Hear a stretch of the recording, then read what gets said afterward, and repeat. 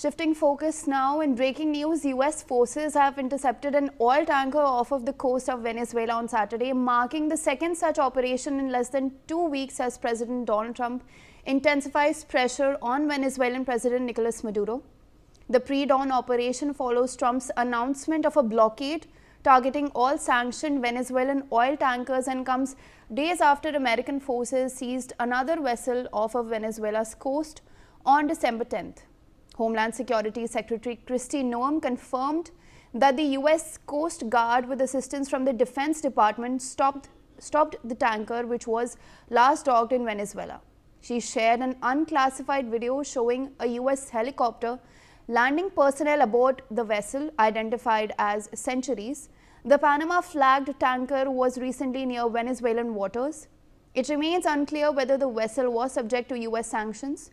Noem said, and I quote, "The United States would continue to target the illicit transport of sanctioned oil that allegedly funds narcotics trafficking in the region." While writing on social media, "We will find you and we will stop you." Brian, my colleague, joins us on the broadcast on the story. Brian, we're now seeing tensions arising again between US and Venezuela. US has intercepted another oil tanker off of the coast of Venezuela. This just comes days after it had done so previously as well. Well, yes, as of now, the U.S. Department of Homeland Security has even released a video lasting more than around 7 minutes, showing the boarding and seizure of crude oil supertanker MT Centuries.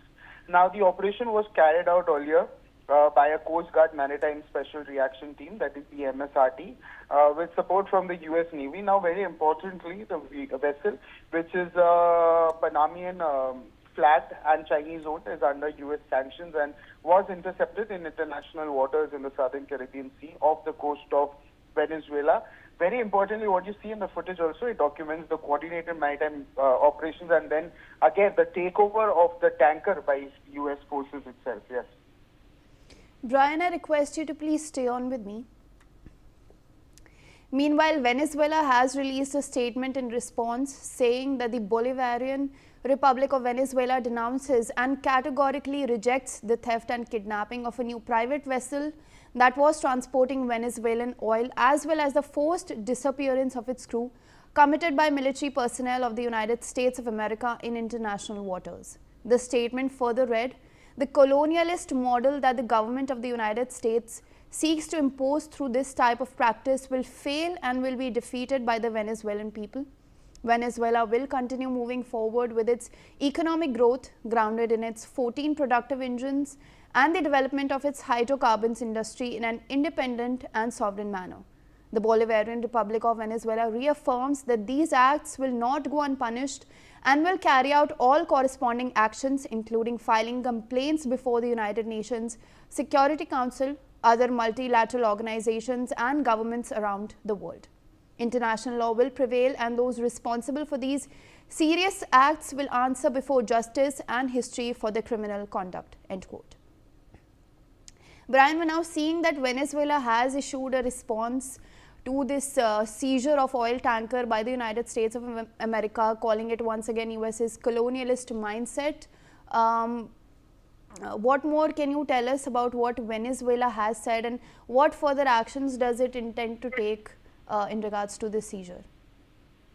Well, the Bolivarian Republic of Venezuela has issued a strong condemnation of what it describes as the theft and unlawful seizure of another private vessel transporting Venezuelan oil.